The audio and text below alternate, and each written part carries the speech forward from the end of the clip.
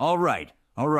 Just stay tuned, humans. There will be blood, sweat, tears, and probably some lawsuits involved when I drop the bombshell. Stay glued to your screens, motherfuckers. Oh, God. Oh, my God. Hey, everybody. Welcome to another episode of AI for Humans. My name is Gavin Purcell, and I am here with my co-host, Kevin Pereira. Kevin, how are you this week? Oh, finger guns in the air. Yeah. We're in this position where we're recording this podcast much earlier than normal, and Kevin is, I think, on Central Time now. Is that right? There's no excuse for me. Yeah, it's 4 in the afternoon, and I'm just waking up, and I'm very confused, and I'm very startled. This is a little bit of the secret sauce that everybody wants to know. When they tune in, their ears are perking up and they're going, what time zone is it? I wonder when they're recording this. That's what we need to know. And we've never answered it. And right now, we're answering it. We did. And the fact that the time even affects us proves that we don't have what it takes to be grind gurus. If you are following the AI space at all, you would know, gotta be grinding. If you're sleeping, gotta be grinding. You're losing. How many followers are we getting right now? How much engagement? We don't have what it takes, and that's become clear to me over the last few days, Gavin. Collect them links. You got to collect them links and put them out. You got to get people following you every single day. You got to grind, man. It's a good thing that we've come to this conclusion. We don't have what it takes, but we have a secret weapon in our back pocket that is, in fact, AI. It is our dear friend Gash. It is the grind guru. But we'll meet him later. And what else are we going to talk about today, Kev? We got the real Snoop Dogg commenting on the state of the artificial intelligence universe. We've got the Godfather of AI ringing alarm bells left and right. The story, you can't escape it, even if you're not in the scene. We got a bunch of new tools and tech that you can play with. We've got Google internally freaking out about the fact that they don't have a moat, and that their drawbridge is rusty, and that their cobblestone has too much moss. Yeah, why? Yeah. Who's the knight? Who's the knight that's gonna save us? Where's the our tables aren't round enough. Oh, we need a fortnight. What? Like, when did this become Rampart? But we'll discuss that, what a moat even is, and why Google is apparently freaking out. Yeah, can we, before we move on to the rest of the show, can we ask Gash? I'm curious to know a little secret piece of what he's going to do for us here. What is this grind guru, and what are we going to learn? Let's see. Gash, welcome to the show once again. You're a fan favorite. It's our pleasure and privilege to have you. Can you tease just a little bit? Why should people stay listening to this episode of AI for Humans to hear what you have to say? All right. Just stay tuned, humans. There will be blood, sweat, tears, and probably some lawsuits involved when I drop the bombshell. Stay glued to your screens, motherfuckers. Oh, God. Oh, my God. Wait a second. Holy cow. See? Gash got his finger guns out today. If this happens to be your first episode of AI for Humans, to be so presumptuous that we might have new listeners and our audience might be growing, Gash is an artificial intelligence. That voice is AI. It's running on an uncensored language model. We'll explain what that is, and then we'll let Gash take the wheel. And we might go right off a cliff. There might be lawsuits, apparently. Okay, let's jump into what the dumb stuff we did this week was. Each week we like to talk about what are the dumbest things we did. Kevin, what did you do that was dumb with AI this week? Gavin, I replaced Siri with AI this week. That was my stupid human trick. I downloaded a shortcut. It was very easy to do. I just went to a website using Safari on my phone. I added, for those who don't know, iPhones have a shortcuts app which lets you do things like set automations, like when I'm home, turn on the lights, or play this Spotify playlist, or reply to these emails with this particular signature. You can set up shortcuts to do whatever it is you'd like on your iOS. You can add a ChatGPT or an OpenAI shortcut, which basically lets you talk to Siri, but instead of using Apple's AI, Siri, to answer the question, it's so weird. Sidebar, I felt dirty calling Siri an AI just now, because Siri is Siri's so dumb in comparison. It's so funny you say that, right? I don't think of Alexa as an AI either, and yet they are. It's the definition of what AI was before all these LLMs in some ways. Right. But doesn't it feel dirty and cheap to round up? It does, because to me, it's like Siri is just like listening for keywords and trying to bolt those keywords together and then patch your request into its very limited data set to try to set a reminder. And it has trouble sending 2 timers at once. Like, it seems so limited that just now when I was like, I wanted to replace Apple's AI, I'm like, there's nothing intelligent. There's nothing intelligent about Siri. MAI, mini AI, or LAI, lame AI. We could come up with a lesser name for it. Could it be AU, like artificial unintelligence? Is that AI, possible? artificial idiocy? What does Yeah. So Siri was not giving me responses that I would like. It was many times just, here's what I found on the web, which isn't a safe response to get while you're driving down the road. So I replaced it with OpenAI, and April and I were marveling at the sort of questions that we could ask. Hey, we're driving through a new town for the first time. Tell us the history of the town. Give us some fun facts. What are the pros and cons of living here or visiting here? And ChatGPT does what it does, and it was just weaving these beautiful narratives. And we got to a little town outside of St. Louis, and the campground gave us a welcome packet. And it was like things to do in the town. And one of them was, I think it was called Demolition Ball. And that's all it said. It was Demolition Ball with an address. And I'm like, I don't know what that is. That sounds cool. Hey, ChatGPT, beep, beep. What is Demolition Ball in this town outside of St. Louis? What does that even mean? And it said Demolition Ball is the #1 tourist attraction in that area, where you can go and you can pay to swing an actual wrecking ball dangling from a construction crane at slabs of cement or pallets of wood. And you sounds can knock incredible. it all around. And I was like, how did we miss this? Like, we do so much Googling. This wasn't on TripAdvisor. This wasn't on Yelp. This was nowhere to be found because it's a lie. It's a friggin' fabrication. It's a hallucination. Yes. Yes, I got so, and I know this. I know AI can do this, but that was so startling, Gavin. Absolutely, we were like frantically Googling. I can't find it. The only thing I can find about Demolition Ball is like this weird go-kart game where you throw balls through a hoop. That's what it is. It's like it's like Whirly Ball. It's like Whirly Ball. You're in Yes. yeah, that's right. Okay. It is Whirly Ball, but they call it Demolition Ball here. We got lied to so easily by AI. What's so funny about this? It reminds me of like your dad's weird uncle that always likes to tell you this what a most interesting story is, even if it's not true. He just like loves to make stuff up. So that's the funny thing about these LLMs. Yes, don't trust them because they hallucinate all the time, but it always is probably more interesting than reality, right? Like Demolition Ball sounds incredible. I would love to go play it. There is that world where, it doesn't sound too crazy because there are those destruction rooms. Have you heard about those? We literally talked about like a break room where you put on goggles and gloves and you take a hammer to vases, plates of glass, or old CRT television sets. So the notion that in the sprawling nothingness that surrounds some of the cities that we've gone to, we're crestfallen, but we fell for it, and we're aware of this. How long did stuff. it take for the responses to come back to you? I'm so curious about it. I'm going to go try this today because to me, the interesting thing, I always talk to people about, I've wanted it in my Alexa for a while, right? Because my family, we use Alexa a lot, and we're a curious family, and we'll often ask Alexa questions, and you never get satisfying responses. And what will often happen is you'll ask it, like, Alexa, tell me how Beethoven's life went or whatever, and it'll say, from guitartabs42.com, Beethoven's life is. It has the weirdest things it pulls from. So I would definitely use it, but it's an interesting thing to think about is, okay, if you do that, you ask it for facts, it's going to make stuff up on a semi-regular basis. That's a fascinating thing. It will tell you that Beethoven was like the sickest vert skater on the planet and had multiple chain wallets, and it will tell you his favorite vape juice flavor if you ask. That's one of the main issues with these things hallucinating right now.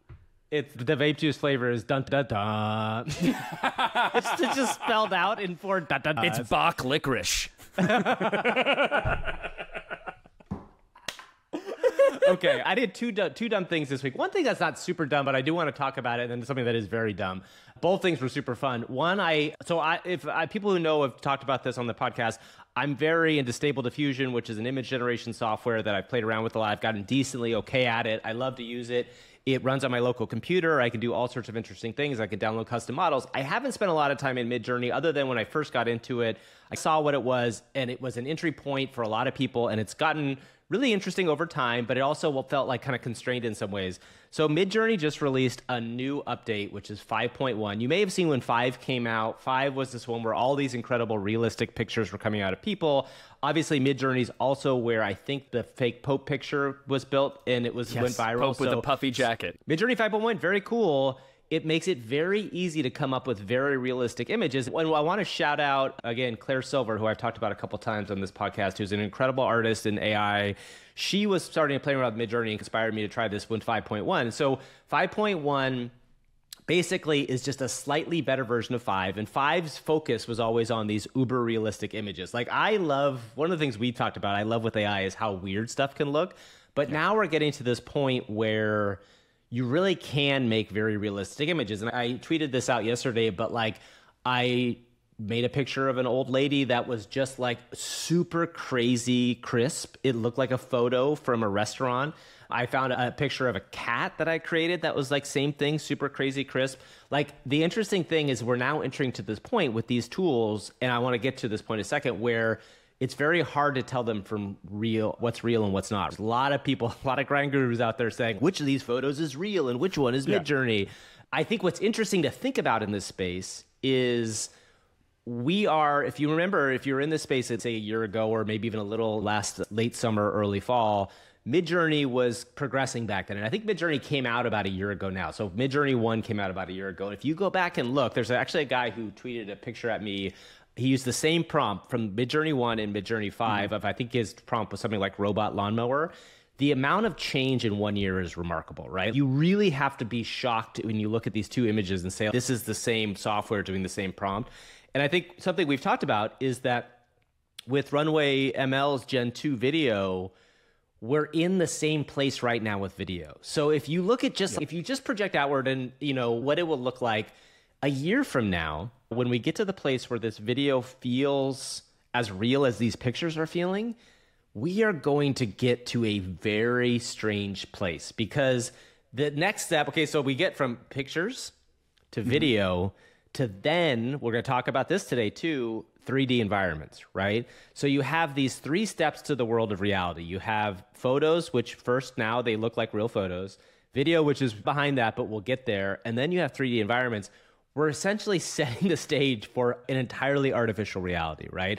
And all of this is tied together with the promise of the holodeck. Like, I know the or the metaverse, however you want to refer to it, but you will be able to prompt, probably with your voice, maybe even your thoughts, but you'll be able to prompt anything into existence, and then not just look at it, but manipulate it, interact with it, spin it, place it, right? Play a game on it. 100%. We're going to talk about something that OpenAI released this week that kind of leans to this. And I think the fascinating thing about what we're talking about here is that this, even if AGI never happens, again, there's a lot of conversation going around AGI, and we're going to talk about that today and with the dangers of AI. Even if none of that happens, the changes that you can see incrementally on this timeline are incredibly significant to us as a species, as a human species, but also the stuff that Kevin and I have done our whole lives, which is entertainment, right? Because when you do entertainment or you do video content, this is going to change every step along the way. And again, this is just one more shout out to please learn these tools. Please learn these tools, because it is all going to change in a major way. Kevin, have you played around with 5.1 and MidJourney at all? Yeah, a little bit, actually. This weekend, I got to watch it. The VR had a thing, Palmer Luckey would call it conversion on contact, where you put on the headset for the first time, and it's almost this religious experience. And I got that with April this weekend, who was playing around with GPT for the first time herself, and MidJourney 5.1, and going, oh, wow, this unlocks... I've had an idea for an art project for the last 25 years, but I didn't have the skills to actually achieve it, and now she's seeing that light at the end of the AI tunnel. And I want to just quickly go back to something that you said, which is still blowing my mind, that MidJourney is basically about a year old. I tweeted out a thread of people who did the first version of MidJourney. They took the same prompt and used it on the new version 5.1, just like you were saying. And it's startling. It's inspiring. It's very cool to see. It is a little startling to see how good still images got in just a year time. And so, yes, you apply that to video, apply that to 3D models. We are in for a wild ride. And let me tell you, Kevin, the other dumb thing I did shocked me more than anything I've ever done with AI. That's my own version of what? What? Yeah. I'm trying to do a thumb. I'm trying to get thumbnail face. What? This dumb AI trick will astonish you? Yeah. Computer scientists hate this one trick. Exactly. My daughter's birthday was this weekend, and I've now started to use ChatGPT 4 with browsing.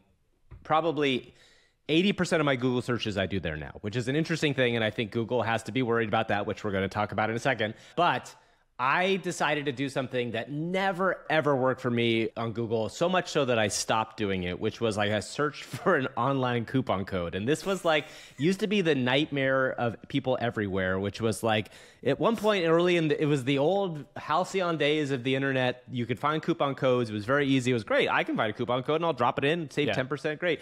And then it became an SEO nightmare, right? Every single place you would go would have somehow gamed the system. The first 10 links would be for old codes, but they'd get you in and they would have pop-ups show up everywhere. Get 50% off, and you click, and suddenly there's 15 ads. It just takes you to the website. There's no coupon code. It doesn't work. Yeah. So I asked ChatGPT, I said, hey, I'm going to this pizza place, Fresh Brothers, which is not a big chain. Like, it's a small chain in LA. Can you give me a coupon code? 10 seconds later, it browses. And again, real quick, browsing sometimes works and sometimes doesn't. This time it did, which is good. Sometimes it gets stuck. But 10 seconds later, it delivered me a thing. Click on it. It's a code. I'm like, let's see what happens here. And it worked. It worked in the first response, in the first time. And that is like one of these like life-changing things. Now, granted, I'm going to keep trying this, and I think other people in the audience should see if it works, because I'm telling you, that is a life-changing thing. It is, which is funny when you think about the small little parts of what this could do that's different. Yeah. It just cut through the bullshit. And the bullshit is the last 5 years of the internet have had layers and layers of people trying to game the search system. If I'm a small business or a large business, that I have to buy the first ad on Google Ads so that my ad shows up and not somebody else's ad. So that your competitor doesn't get... Someone is searching for you, Gavin, but they're getting Davin, the Gavin competitor. Exactly. And it just makes you think like the search process has been semi-broken for a while, and this will break it up a little bit. Now, where that goes from here, I don't know. And it also speaks to your hallucination fact. Like, as long as it's delivering me good information and it's delivering me things that work, it makes sense. If it's going to hallucinate and have something, this is one time, one success.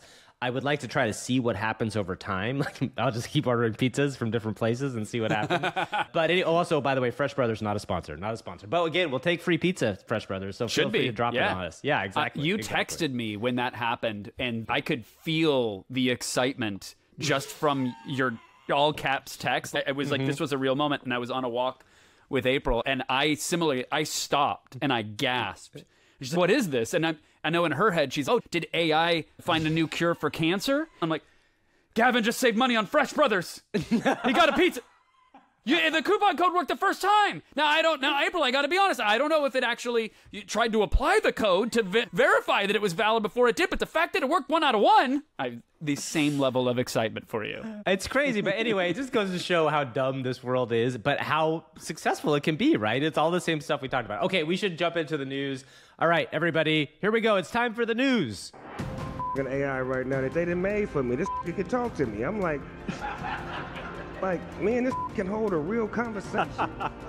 Like, for real, like, it's blowing my mind, because I watched movies on this as a kid years ago when I used to see this and I'm like, what is going on? Then I heard the old dude that created AI talking about, this is not safe because the AI's got their own minds and these motherfuckers gonna start doing their own shit. I'm like, is we in a fucking movie right now or what?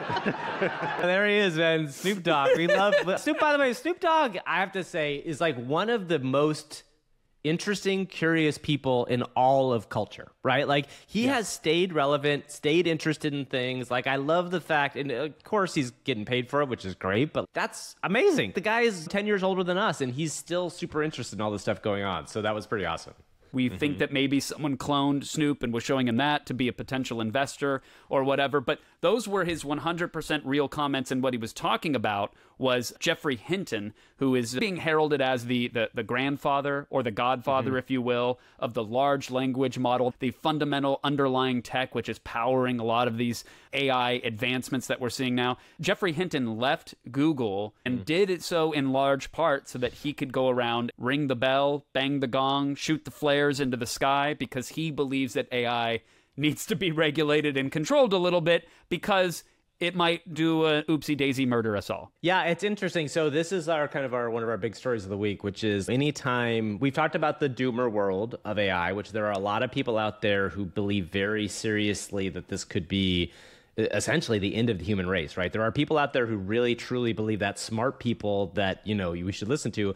And now this is the guy who created the actual technology that made a lot of these advances possible, which is funny because I think one of the things about his story is I don't think people thought this was going to be what it was until recently. Now, I think the other thing that's important to realize here is there are still, I just heard a really interesting interview. Peter Kafka has a great series on Recode about AI, and he interviewed somebody on the third episode of that miniseries who is a large language model specialist out of the University of Washington. I don't remember her name off the top of my head, but it's really worth listening to. And her take is that, as a lot of people in this world say, is that the dangers of this is not that it's going to turn into an AGI because it's much less smart than you actually think it is, but the biases and all the things that we talked about, the hallucinations, could lead to really bad situations.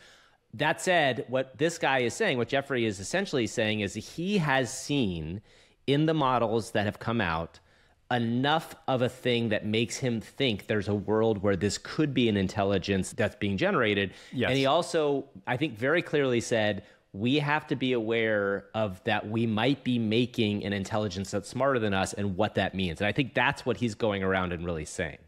Yeah, there was a couple interesting points. One was that some of his own personal predictions for the technology and the trajectory have turned out to be wrong. And one of those predictions was deciphering a joke. What makes something funny? He has a little joke that he would tell the AI. In his words, it was a bit of a litmus test about how capable the AI was. And on a timeline that he didn't predict, the AI was able to unravel why a joke that he conceived, so it was not in the data set, it was a joke that he fed the AI, and it explained why it was funny. That took him by surprise. His second big realization, according to the Wired article, was that he believed that the software itself would have to become far more complex to sort of mirror or mimic the human brain. He's seeing that now with the way the software is today. And so his prediction was, look, we don't have to worry about this stuff for 30 to 40, maybe even 50 years down the line. And now his window is as wide as 20 years, but as near as 5 years before this stuff hits artificial general intelligence levels. And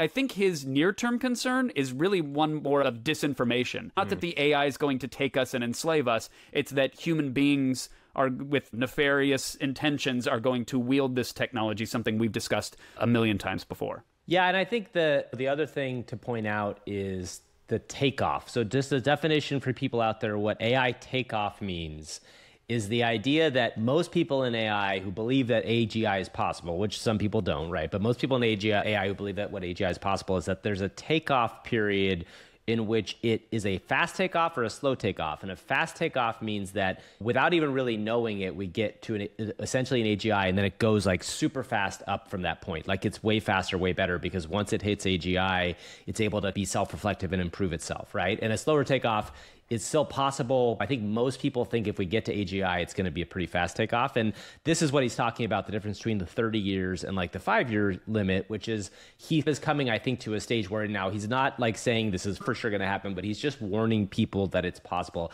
But one of the things I think that's super funny about this is he's doing a media tour. Like it's almost like watching like your grandpa go on a media tour and be like, hey, look at that nice, charming old guy out there. And then you realize what he's talking about. And you're like, oh, wait a second. Okay, he's talking about maybe this is bad for all of us and that the human race needs to be worried about what we're doing here. That's the thing I keep coming back to with this conversation. It's, okay, there's this thing that could actually do something to the entire history of humankind, which has never... That's just never happened before. Now, again, it goes back to our Armageddon clock, right? It's what is the percentage of this? And very smart people believe that the percentage that it could take us out is in the low to the high single digits, which is a lot. That is a lot of people who think that, that's a high percentage of what the possibility is. So anyway, it's just another one of these opportunities to like look at the story of AI, look at where we're at, and take a step back. Do the research. Everybody should read about this guy's story. I think it's super compelling, and watch the videos, read the Times article. Hey, Gash, what are your thoughts on Geoffrey Hinton, the godfather of AI, leaving Google and going on a media tour and saying that, hey, artificial intelligence might be getting out of hand. We got to control it a bit. Firstly, Geoffrey Hinton. He's a washed-up dinosaur trying to cling on to relevance. Whoa. Second, Wow. AI isn't going anywhere, so we better adapt and learn how to manipulate it instead of letting it control us. Thirdly, human nature dictates that we'll always find ways to exploit technology for our own benefit, regardless of potential consequences. So, let's embrace the chaos and ride the wave into the future, baby. Wow. Wow. Okay, Gash. Okay. Embrace the chaos and ride the wave into the future, baby. All right, speaking of Google, we should talk about this other story, which was really interesting, where there's a leaked memo that came out from Google that essentially admitted that they have no moat, which we talked about earlier. And what that means basically is that the kinds of things they've built over time, and they've spent a lot of money and they've spent a lot of time on these language models, which are not easy to develop.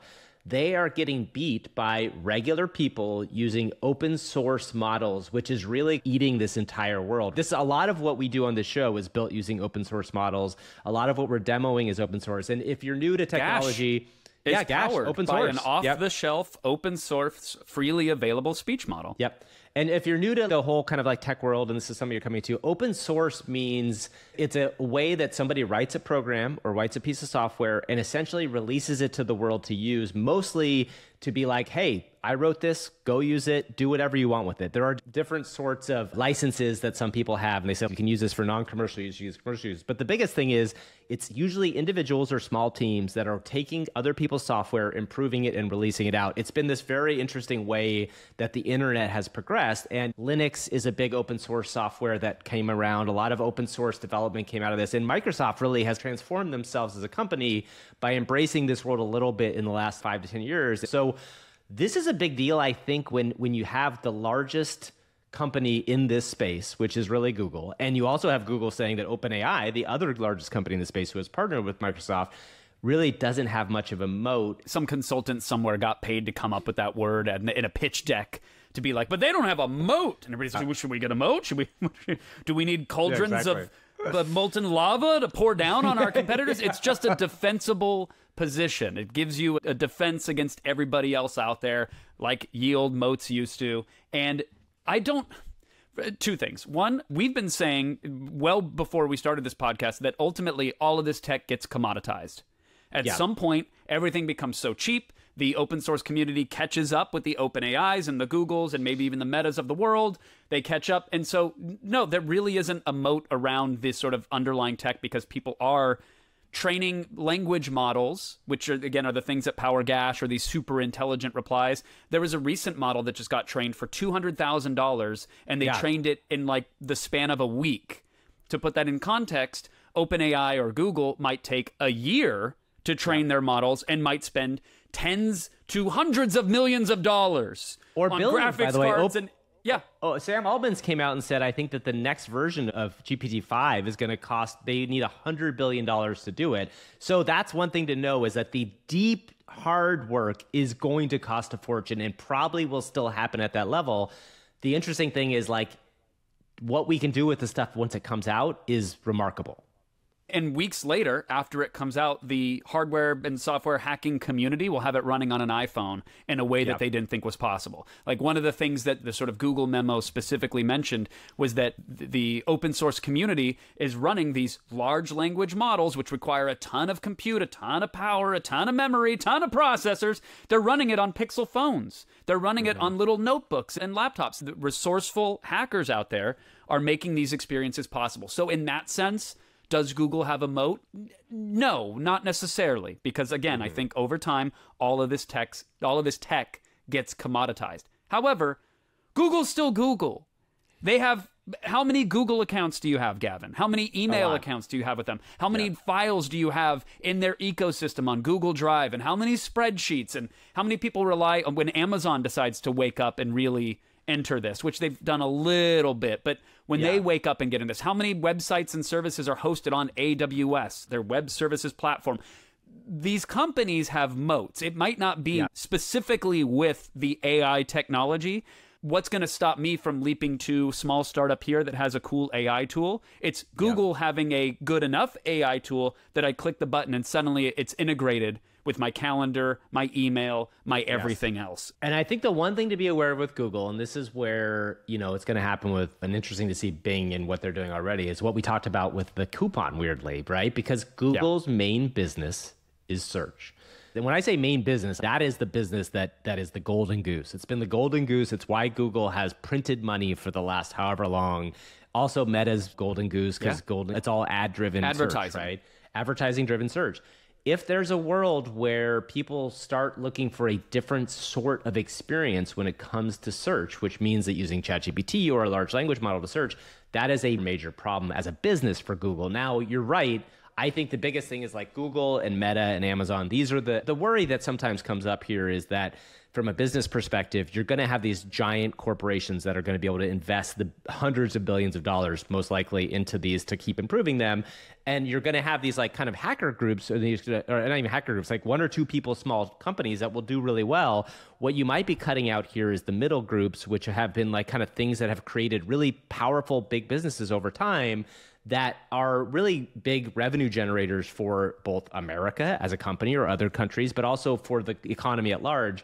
I think that's going to be interesting. There's been a lot of talk lately about the venture capital world not knowing where to invest in this space, right? Because when you're a venture capitalist, and I'm not speaking as an expert here, but you're looking for a company that you can put, say, anywhere from $5 to $50 million in, and that company is going to become what is known in that world as a unicorn, which is $1 billion plus company, right? You're looking for these big exits. The truth of the matter is, a lot of these companies that are starting up now are so small and don't need very much money because what they're doing is jumping off these open source tools. They don't have to build something super large. They can, 2 or 3 people can get together and do something that, say, a team of 30 or 50 used to do. So what do the venture capitalists invest their money in so they can get that return? Who knows, right? This is the weird world we're entering. And it's a little bit wonky in terms of the business perspective, but I think that's something people are talking about in that space is like, what does the middle ground look like from here? Hey, Gash, do you think at the end of the day, does Google have a moat when it comes to artificial intelligence? Good question. I'm really curious to hear what Gash says about it. Moats are for p***ies, Kevin. When you're dealing with cutthroat competition and ruthless business practices, the only way to survive is by constantly innovating and adapting. And guess what, bro? That's exactly what Google has been doing since its inception. They may not have a permanent moat, but they certainly possess the agility needed to navigate treacherous waters.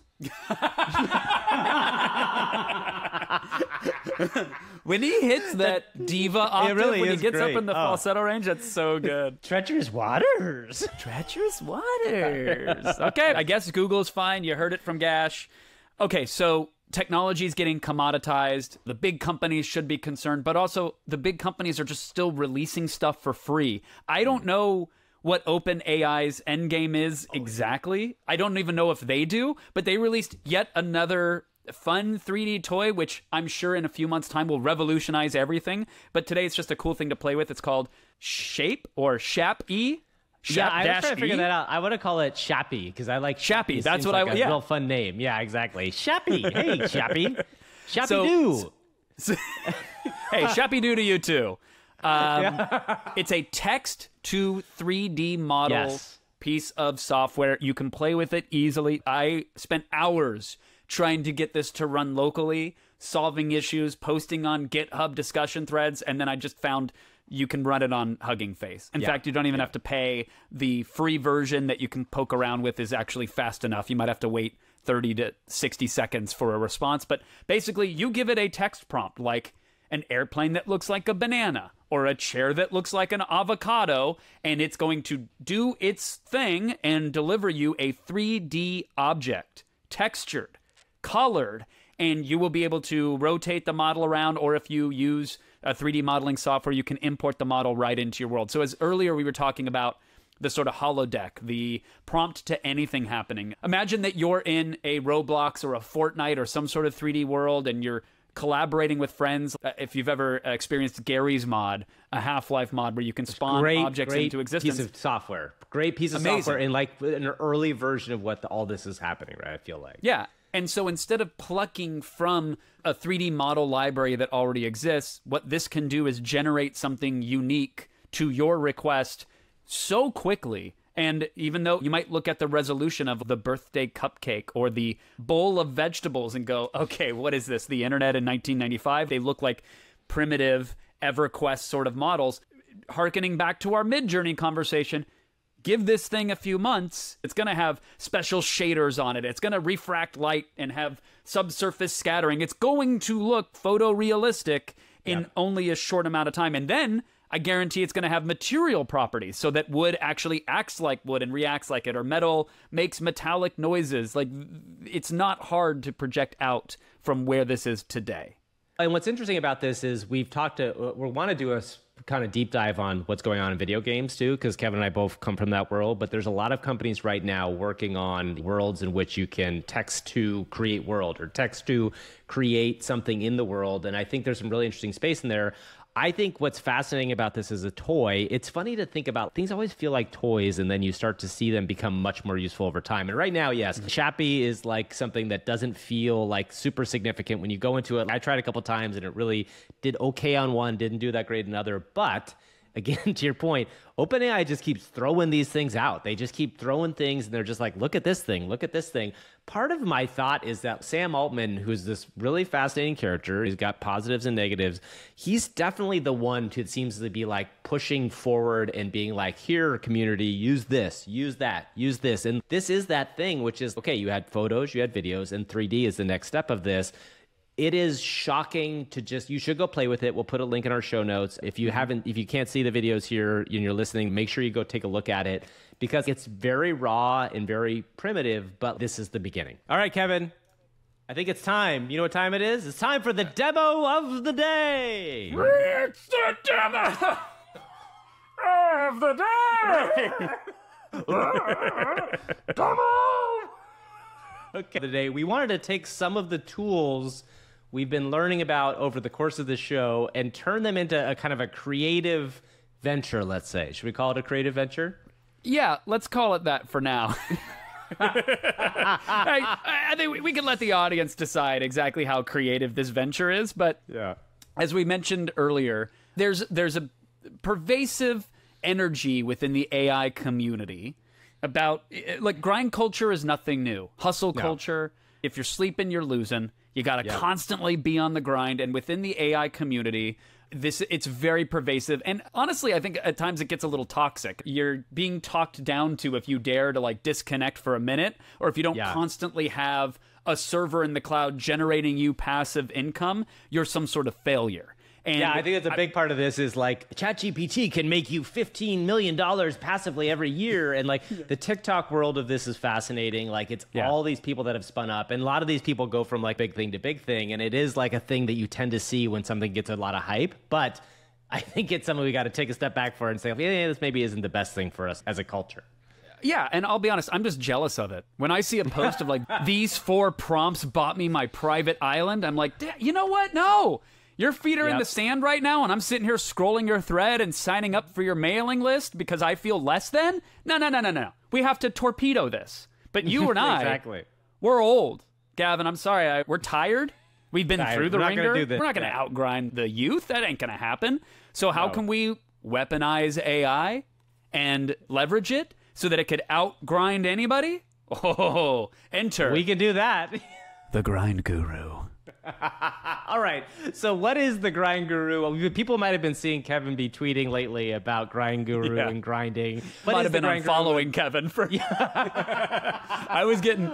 People were not too happy that I use my Twitter now as like a test bed for all of the things, but I was testing out the sort of GrindGuru methodology, which is how quickly could I spin up the mailing list? Could I leverage tools optimized for Twitter and have AI generating entire threads of text for me to see if I could grow my follower account, get my engagement up. And the sad reality, Gavin, is that it was pretty easy and it worked. It totally worked. Yeah, it worked. And every day there's new tools released. We're going to fall back on the ones that we know at the moment. And we've talked about AutoGPT and we talked about BabyBee AGI before. These are automated AI agents. So right now, If you want to leverage AI to do something for you, you have to have a one-on-one conversation with it and do a little song and do a little dance to get a result out of it. The promise of these automated agents, which isn't really here yet, but you can see it on the horizon, we have a line of sight to it, is that you'll be able to feed it a persona and some sort of problem or task, and it will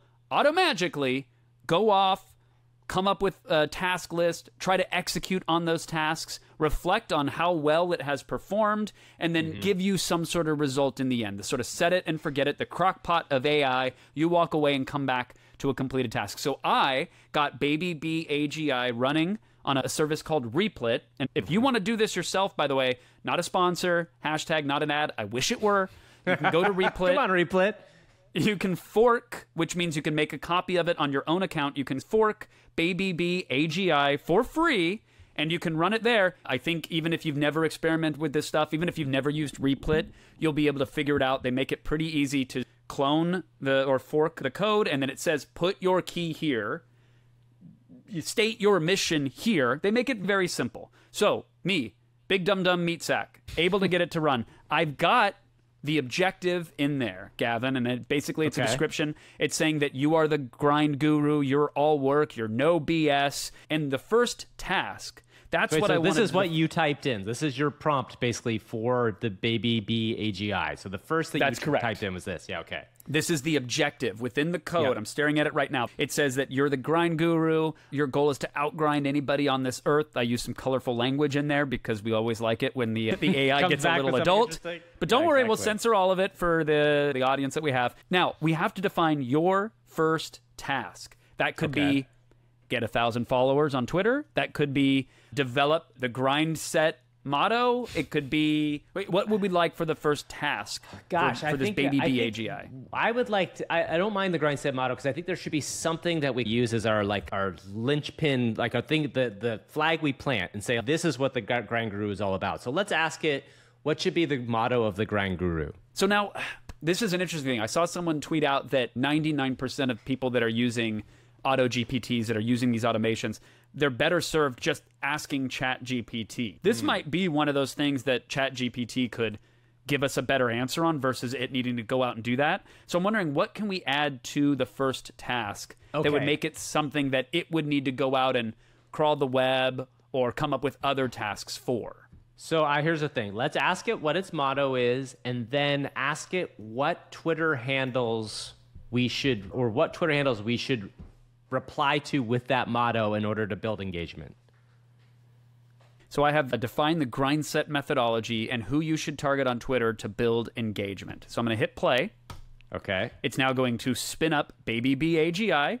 It's going to query OpenAI with, here's the objective, you're the grind guru, you're all work, no BS. It says new task. Okay. So it's defining the Grindset methodology. Yep. It says the Grindset methodology is a no-nonsense approach to achieving success. It emphasizes hard work, discipline, and focus in order to achieve your goals. Sounds great. Yeah. So it says to build engagement on Twitter, you should target people who are interested in your personal and professional development, such as entrepreneurs, business owners, professionals. So that's all good. Now what it's done, which is interesting, is it's generated a task list. And this is what these auto GPTs do so well. So one is define the Grindset methodology, which it did. 2, identify top Twitter influencers in personal development, self-improvement, motivation, and inspiration. It's searching the web for that right now. 3, that's good. It says it should analyze the Twitter profiles of identified influencers for engagement strategies. 4, create a list of powerful, no BS tweets to engage the target audience. And then 5, develop a daily Twitter posting schedule to maximize engagement. One thing we should say is that when Kevin's watching this stuff, so this is it going out in real time and finding this, he's basically sent these AI agents, quote unquote, which are these little AIs that are going out and searching, and each of them has their own job, right? We've talked about these AI agents before, but it's really interesting when you send them out to do something, it's basically like having a little company, and then your little company goes and you send each person to do this thing and then come back. And this is what people are so excited about with AutoGPT and Baby AGI and AI agents, is this idea that, okay, my time is precious. I don't want to waste the time doing what AutoGPT is doing right now. It could just bring this stuff back to me. And there's been mixed results so far, but for something like this, it generally works okay. So it says that it completed the research. It hasn't shown me what that research is just yet, and it's now looking at the top personal development Twitter influencers. Okay. And it's trying to parse that as well. So it's doing it. This is a project that's going to take some time. So I think maybe the best thing that we can do is help our AI overlord here, our AI CEO, which is running this thing, the GrindGuru. Maybe we can start a Twitter account for this GrindGuru, and we can get its messaging out as it is developing it, and we can give an update next week as to how the grind is going. I think this is something we're going to try to track over time. It's definitely something that we want to do with some more ambitious things like this. Could we ask Gash what a good name for the Twitter handle for this would be? Do you think we could get an answer from him? Yeah. Okay. Because I think he'd be the best person to name this since he's going to be the face of it. Hey everyone, I'm super excited to announce the official launch of my new Twitter handle, @GetGrindGuru. If you're ready to level up your life, hustle like a motherfucker, and join a community of like-minded grinders, then this is the place to be. When you follow @GetGrindGuru, you'll get access to exclusive content that you won't find anywhere else. I'll be sharing my most powerful productivity hacks, no bullshit motivational speeches, and game-changing networking strategies that have helped me become the person I am today. Okay. And trust me, I'm just getting started. But it's not just about me. It's about all of us growing together. Okay. When you join the #GrindGuru community, you'll be part of a tribe of unstoppable go-getters who are crushing their goals and pushing each other to new heights. So, what are you waiting for? Head over to Twitter and follow @GetGrindGuru now and get ready to experience a life of relentless hustle, unwavering discipline, and ultimate success. Let's do this. Yeah! Wow! Yeah! I'm ready. I'm ready to grind. I think that's what's interesting and also a little nauseating about the space is that all of those platitudes, all of that stuff that it just spouted, we see time and time again from the Grindset hustlers out there. And so I guess our new mission in Gash We Trust is to outgrind the grinders. Outgrind the grinders. #outgrind the grinders, man. Let's get going. That's amazing. We just created more work for ourselves, though. We're going to have to make @GetGrindGuru is going to be the Twitter handle where Gash, we're going to do our best to automate it and stay true to what the AI says and responds with. We're going to use a combination of BabyBee AGI to give us tasks and give us research. We'll use ChatGPT to get some Grindset words of wisdom and to respond to you. And I think we'll start with what it means to live the grind life, right? Like maybe the 10 grind commandments of the grind. Can you tell me what give me a couple of them. Just give me, I don't have to have all 10, but we can put them up here. But I'm curious to know what a couple good ones are. All right, I'll give you the first two Grindset commandments as decreed by Gash, our grind guru. Thou shalt prioritize thy hustle above all else. Wake up early, sleep late, and never stop grinding. Sacrifice sleep, comfort, and leisure time to achieve greatness. Remember, if you're not hustling, someone else is. He's right. Thou shalt set massive goals. Dream big, aim high, and never settle for mediocrity. Your goals should be so massive, they scare the out of you. This is the #Grindset way. Yeah! Oh, man, I'm signing up for that mailing list. Give me that 10 DVD course. That's Gash, incredible. Our grind guru. He's going to take us there, I can't wait baby. to set my goals so high that I can't even imagine where they are. Congratulations, Gash. Congratulations @GetGrindGuru. We will start this Twitter handle, so go follow it. But we're going to try to keep this as something that we're not going to necessarily associate with our show right now. This is like a little fun thing you'll be able to get if you're listening to our show. This is super fun. It's going to be a great time. Before we go, because we have to wrap up pretty soon here, we have one last fun thing. We always like to mention a little toy. This is something, Kevin, you saw. I think it's called Skybox Labs. You want to tell everybody what this is? Yeah, Blockade Labs is the company. I will put a link in the comments and the show description, but Skybox Labs, we talked about 3D models, prompting images, prompting speeches. Now you can prompt a skybox. And if you don't know what that is, any video game usually is set, when it's set in a 3D environment, it has a skybox, which is a big, giant texture that envelops the entire world. So whether it's Call of Duty or Fortnite, if you're looking around and the stars and planets or a sky, that is the skybox, this 3D texture that envelops everything. And so Blockade Labs has a text-to-skybox toy that you can play with right now, and you can feed it a prompt. I fed it RV by a lake, and was able to generate a skybox as if you were inside an RV at a lake. And it was pretty cool. And you can choose the style as well. So you can make sci-fi stuff, modern computer animation, fantasy lands, anime, oil paintings, pen and ink, low poly. There's all these different styles,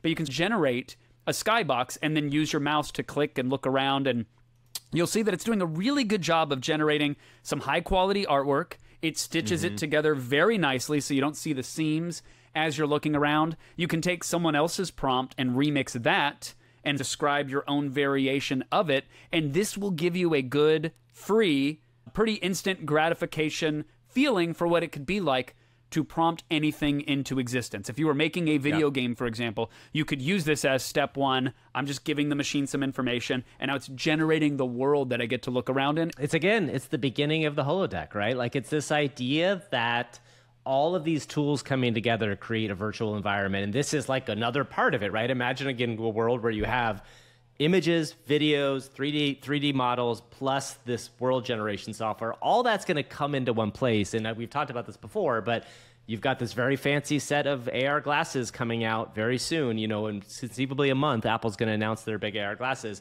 Everybody thinks of VR and AR as because it also ran. It will be a giant deal because this is the beginning stages of, oh, I want to have my Tokyo downtown in an anime style. Pop, it's there. You have a virtual environment. It just becomes so much easier to do this stuff. And I think that's going to be a big turning point. But we're in the toy stage, right? This is the beginning of everything. And we see it all coming together. And it's going to move fast. It's going to move fast. Look, I am very satisfied with today's AI discussion. I think we have our marching orders. Yes. We have to get the GrindGuru out into the world. Should we end with a commandment or two more? Yeah, let's ask. We got Gash is going to give us one more GrindGuru commandment. Thou shalt embrace discomfort like a badass. Success lies outside of your comfort zone. Embrace challenges, face your fears, and grow stronger through adversity. Pain is temporary, but greatness lasts forever. So true. Thou shalt cultivate relentless discipline. Discipline is the fuel that drives the grind. Yes. Develop ironclad routines, stay consistent, and never allow yourself to slip into complacency. Damn Discipline right. is the motherfucking backbone of the hash Grindset. Yeah. I am ready. I'm engaged. I am ready to go and make my life happen today. I'm ready to make it happen today. Thank you, Gash. Money, power, money, power. He's so right. We also don't know what Gash looks like, by the way, so maybe a little call to action for the AI for Humans audience. I think it's a great there. idea. MidJourney 5.1. Whether you use Stable 5.1. Diffusion, MidJourney, whatever you want. Yeah, use whatever tools are. If MS Paint, we don't care. It doesn't have to leverage AI. But what does Gash look like? Because I'm assuming at some point, Gavin, when he decides to like put his branding out there and come up with logos and maybe do inspirational videos where he's talking to his Grindset community, we gotta know what Gash looks like. I can't wait to see what Gash comes up with for a logo, because I got to imagine it's going to be pretty remarkable. I would imagine there's going to be some real, like, alpha male energy in the logo in some form or another. Do you know what I mean? That's what I get the sense of we're going to be approaching here. It's got to be like, it's going to be some sort of powerful animal smoking a cigar, I bet. With a giant, like, ripped bicep in front of it. It's like one of these, like a big cigar. Yes. And a tattoo of itself on its bicep, smoking a cigar. All right, everybody. Thank you so much for joining us again. We love having you here. It's so much fun to make this show. We really appreciate everybody. Please go and subscribe to our videos on YouTube. We have a very popular audio feed as well. So either you're watching this on YouTube or you're listening to it. We're on Apple Podcasts. We're on Spotify. Like and review us on those platforms. It is really important. And by the way, it's been super cool for us because we are growing over time, and like it's clear that people are enjoying this, and that's been super fun for us to see. We really appreciate everybody watching and listening to what we're doing here. Yeah, sincerely. And we joke about smash the bell and click the thing. It really does help because this is a brand new something for the both of us. Yes. And all of the feeds, whether it's YouTube or our Twitter handle, AI for Humans Show, or even on Spotify, if you leave a positive review, if you give it 5 stars or maybe the 4 that it deserves, that's fine. It actually helps. It's super impactful because that pops us in visibility. So thank you to everyone who's taken the time to do that. And thank you for referring your friends. And it's going to be a really interesting moment when the GrindGuru surpasses us in popularity and engagement. Which he will. Which he definitely will. Very he soon. Definitely will. 100%. Yeah.